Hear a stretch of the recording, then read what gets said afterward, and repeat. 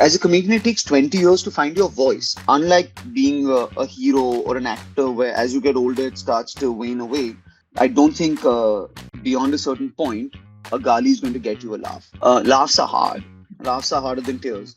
If you look at who else were nominated with, Yeah. these are shows with Yeah. gigantic budgets Correct. and with gigantic stars. And then suddenly we come in with literally juttis and three steps in a door and get nominated in the same way. We're underdogs in this thing. It's a big honor and all of that stuff. But at the end of the day, it's also a party. The Oscars and the You want to Filmfare be Awards are comfortable. big honors, but at some level, they're just a party. It's an evening. Yeah. You put on a suit, and especially with guys, suits and outfits aren't rocket science. So Veer Das, whose show Veer Das for India has been nominated for the International Emmys, is here with us. Congratulations, Veer. Thank you so much for taking out the time. Big congratulations, firstly. Thank you so much. Thank you. Good to be here, and it's nice to do these things and not have to put on pants. And I'm still in my pajamas. It's 7 a.m. So Tighten the frame. it's very casual. Yeah. But tell me, Veer, the show, it's about India. And it's not like Yes. a broad stroke picture of India. It's very raw, authentic, intimate. It's about nostalgia. Somebody has to know the feeling of holding that Parle G and dunking it in chai for that one extra minute. Or somebody Yeah. needs to know that shame of some point in their life having used Fair and Lovely. A show Yeah. like that, that's really entrenched in Indianness. Did you expect the sort of response, firstly, to be consumed, understood, and then to be recognized like this? I mean, the intention of the show very much was to say, can I take Indian culture out to the world? Be honest about some of the other parts of Indian culture and take that out to the world. And it came from a place where, when you work in different parts of the world, you find that oftentimes there is an American version of India and there is a British version of India.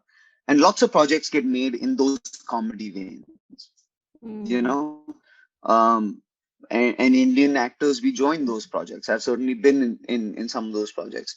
There's no Indian version of India, that is going out to the world. The Indian version of India we retain for ourselves, So I just got tired of seeing really slick Western products where there was one Bollywood sequence or like pathos. Like it's either like dance, big colors, or like suffering. Yeah. But I'm like, there's much more to my country, and there's nuance and there's layers to my country that I want to put out there for the world to consume.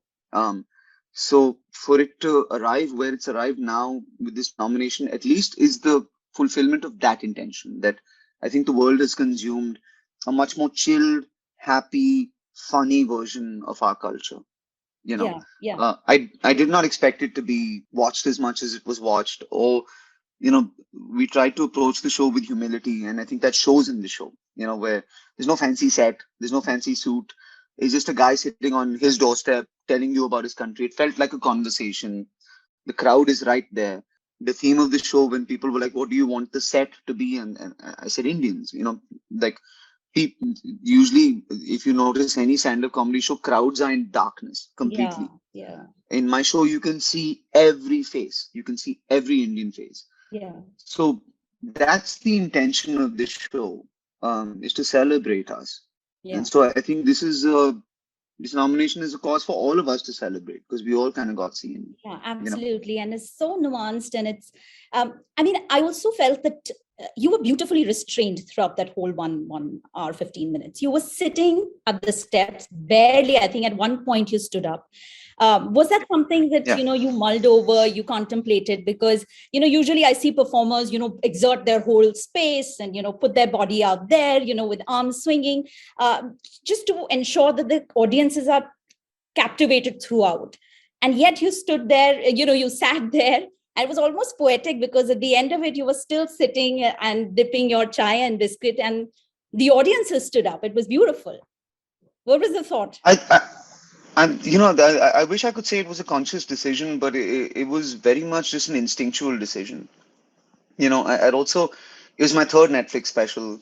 I don't like to be, sometimes, comedians, as they progress in their career, it feels like, okay, fancier suit, bigger stadium, fancier suit, bigger stadium, fancier suit, bigger stadium, same guy. getting better, of course, but that's never the progression that I wanted to have. There's a list of maybe 10 people who have 3 Netflix specials, in the world, Yeah. or maybe 15. And if I was in a room with any of the other 9 or 14, I would lose my mind because I'm a big fan of them. That Mhm. includes like Dave Chappelle, that includes Kevin Hart, that includes, et cetera, et cetera. So I definitely wanted to be different. Like I'm happy about is none of my Netflix specials can be compared to each other. Yes. A broad understanding is two cities intercutting with each other. Losing it is a proper American special.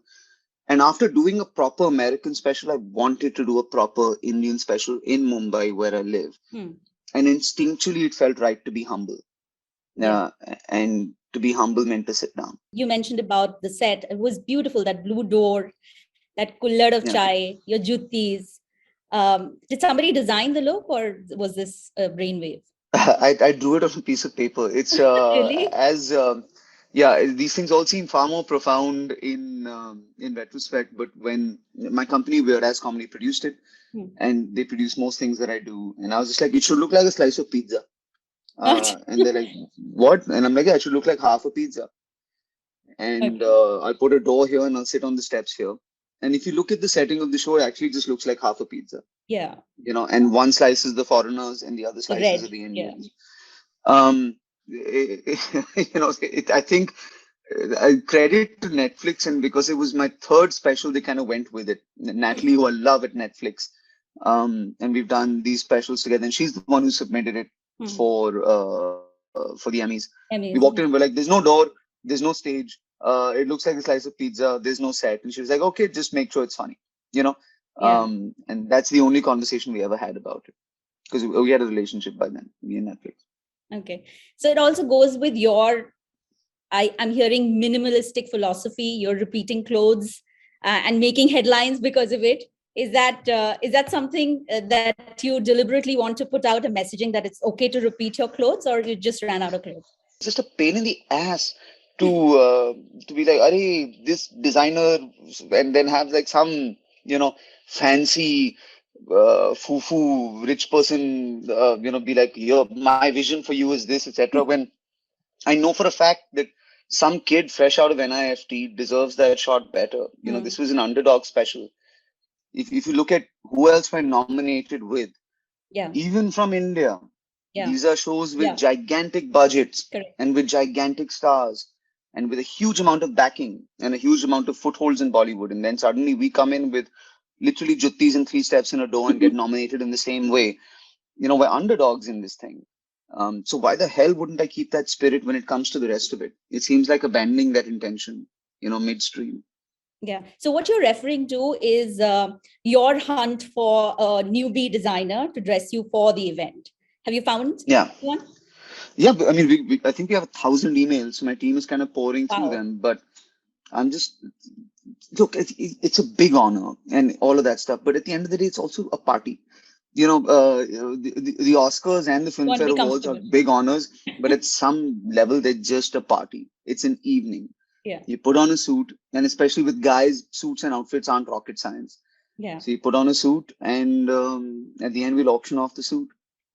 So That's what's it. your brief? Anything that you want specific to your... Like the show, should be as Indian as it can be, but with a mix of Western, and should not look like I'm trying too hard. Yeah. Like that's literally the brief. Yeah. Yeah. Also, I want to talk about this special. And as I was watching it, I see you kind of meander through some of the tougher topics. You're Yeah. taking on, Mother Teresa, not taking on, but you're touching upon Yeah. here. You talk about punching babies. It's so thrilling, more than laugh. I think it's about just the thrill of, seeing you do this. Is that the intention there? Yeah, I mean, look, sometimes comedians are provocateurs, right? Yeah. And I think you have to take sometimes you just want to talk about it because it's in the back of everybody's head. Like right now, when I go out and do a show right now, the new show, that people have gone through loss and grief. You can't not talk about it. Yeah. It's in the back of their head, so they've come to escape from that. Yeah. So you have to do it. But sometimes when you're doing the punching baby joke, etc., which is so Yeah. obviously ridiculous, and so obviously unrealistic. You're actually doing it because you're sometimes setting up for another punchline that is 8 punchlines down. You know, there's an old trope of mom, dad, I'm pregnant. Arey, what? You're pregnant? No, but I banged up the car. Yeah. So to prep you Yeah. for something. So sometimes you just want to say something shocking to provoke the audience a little bit, so that the real thing that you want to say that is 9 lines down, they don't seem so shocked Yeah. at. So you're just prepping them a little Yeah. bit. So comedians do that too. Yeah. And especially when you talk about, I mean, one wouldn't expect topics like Nirbhaya in a stand-up act, but you do it beautifully, and you talk about the Babri demolition, you talk about the people that you talk about at the end of the show, Yeah. and you're able to pull it off, and I just I'm gasping and laughing at the same time. It's an intermittent gasp and Well, laugh. why can't comedy be both? Is what I always say, and I think that's part of. I think had we not done it, we wouldn't be where we are right now, or having this interview about this nomination. You know, why can't? Why shouldn't a comedy show change you? Why shouldn't you not? You should feel changed after. When I see great art and comedy, music, or whatever, I'm changed by virtue of having watched that art. Why not shoot for that as an Indian performer? Yeah. Filmmakers get to do it. They get to change you with their films. Really beautiful musicians get to do it with their music. Why can I not treat my comedy with the same level of art and say, I want to change you by virtue of having watched my performance? And if that means we're going to be uncomfortable together, then we are. But trust me, I'm a professional. I'll always get you back to the laughter. I think that's where I like to have my audience. Yes. What is it that we can look forward to from you? Anything that you're working on currently? What can we expect? Right now I'm touring. I did a lot of acting in the pandemic, so I've just wrapped up 2 acting projects that'll be out soon. I'll tour India extensively in January and February. India is going to reopen, and I'm going to do possibly the biggest tour I've ever done in India, just to kind of restart the stand-up industry again, restart that scene. And then I think there'll be a movie or 2. We'll see. Thank you so much, and congratulations once again Thank for you. the big win, and all the best. I hope you win. Thank you. Thank you. Cheers.